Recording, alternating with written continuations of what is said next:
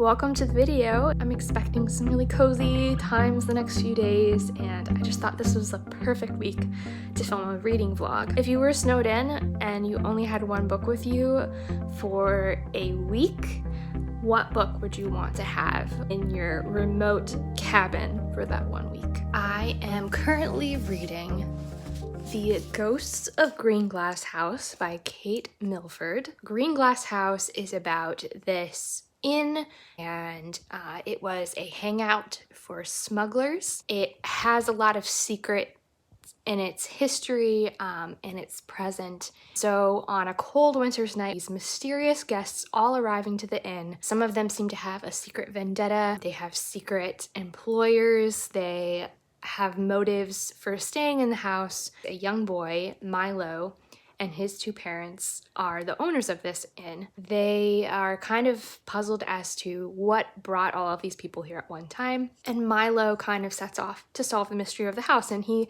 eventually finds a friend in a girl named Meddy, and they give each other these adventure nicknames, and they spy, they go treasure hunting. It's just a fun time. This book, we have a kind of similar setup. It's again Christmas time. Milo's favorite spot is a little corner behind the Christmas tree where he can watch everything that's going on in the living area, but he doesn't have to be watched himself.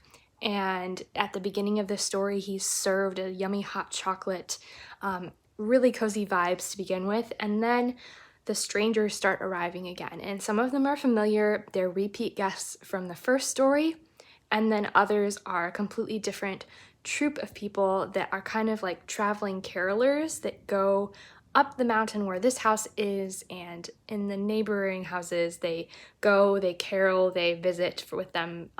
It's all a traditional, I think it's like an Old English tradition. This one so far, it feels like a slow build. We did have something that happened and there's some suspicion being thrown. It's not by any means a scary book. There's no real suspense here. It's a very easy middle grade, and I'm not really like super motivated to pick it up, but the chapters are pretty short, so I am moving through it, but I started it like 2 days ago, so I haven't really read that much. The other book that I have been reading is System Collapse by Martha Wells, and this is the most recent release of the Murderbot Diaries series, and this also is surprisingly really slow to take off. We are set on a planet where interplanetary politics at play. There's a group of people that have been sent there to kind of assess the situation, to survey the planet and make sure everyone is abiding by the terms of an agreement. And there's a group there that might be concealing some secrets. They might be hiding out.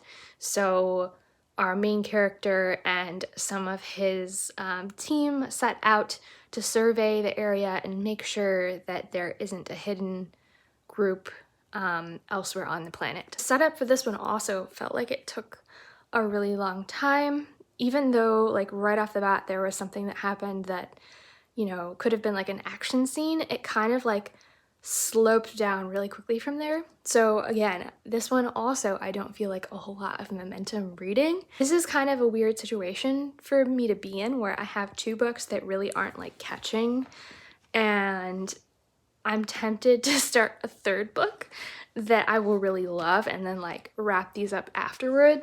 I put out a poll for whether I want to pick up the first book in the Mistborn series or the first book in the Tawny Man trilogy. I'm really excited to see what people vote for, because I'm kind of torn between which one to read.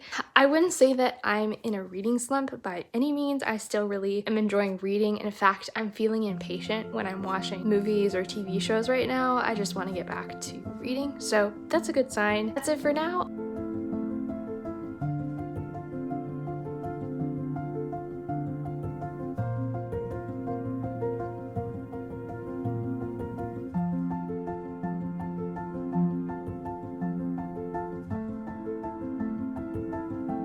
Hello. I have another reading update and 4 more candles to share with you. This one I'm not going to sniff up close because that would be dangerous. It is called Holiday Romance, and it has peppermint and white chocolate. It doesn't throw as strong as I was hoping it would. It is like a peppermint smell. I feel like the white chocolate is kind of downplayed, but anyways, so that's what I'm currently burning. The other three, Crumpets Eggnog, which I believe is another Christmas Carol reference. I feel like this was something that like maybe at the Fezziwigs holiday party was served there. And then we have Scottish Ridge, which I believe is inspired by Outlander. It's supposed to smell like Fraser fir, strawberry, and sage. The strawberry is definitely the strongest note for this one. Lastly, I have Winter Keep, and this one is scented Evergreen Forest and Bonfire. Bonfire wood is very strong in this one, and kind of like cold, chilly forest is what I'm getting from this one.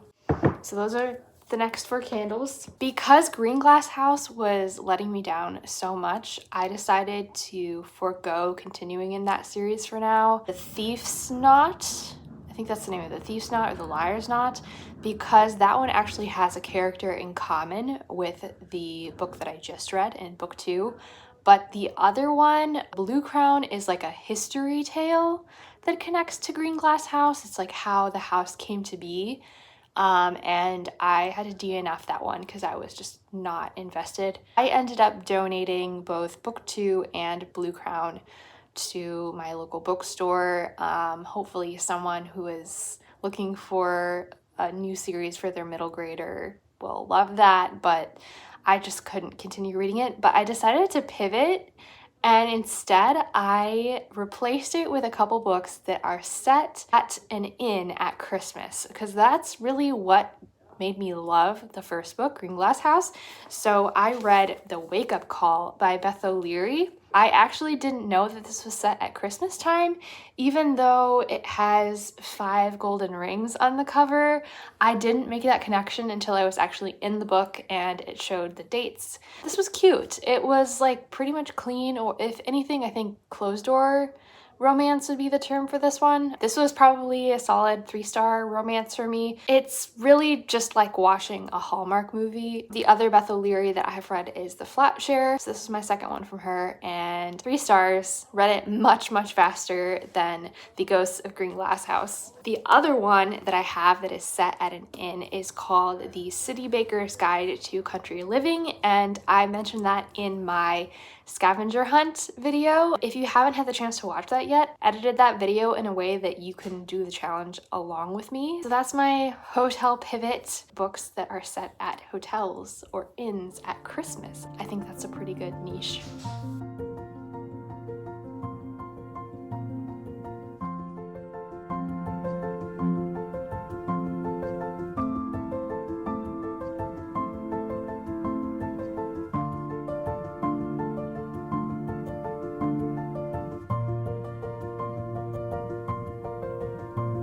I have been really enjoying the first book in Mistborn by Brandon Sanderson, and I am almost to the end of The Final Empire. Maybe like 200 pages left in this. I think that the first 100 pages weren't immediately pulling me into the story. It took probably like maybe 200 pages for me to really get invested in the characters and the plot. I will say this is a little bit more plot-driven than character-driven fantasy. I am starting to understand what people mean when they say that the Secret Project novels are different from Brandon Sanderson's like typical writing style. This works really well if you read it very quickly, if that makes sense.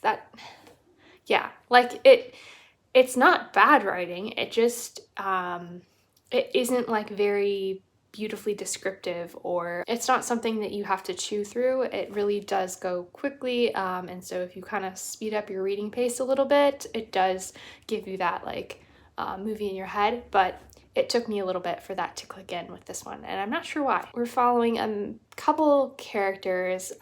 First, there's journal entries from a mysterious character that we don't know at the beginning of each chapter, and we're also following a girl named Vin. She's always known that she has a special kind of luck that she can press, and it has been a source of value for her with her boss. She's kind of fallen in with thieves, and so she pushes her luck in order for them to be able to close a business deal or to get ahead.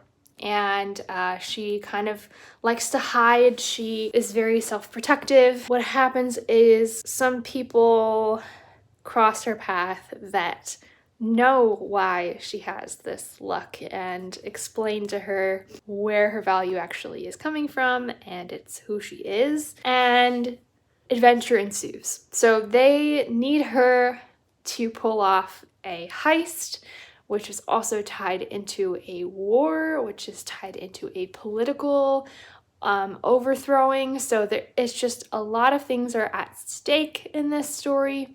Everything has to go just right for it to succeed. So I'm enjoying it, and I think I will probably go right into the second book when I finish this one, because I want to like keep the character names.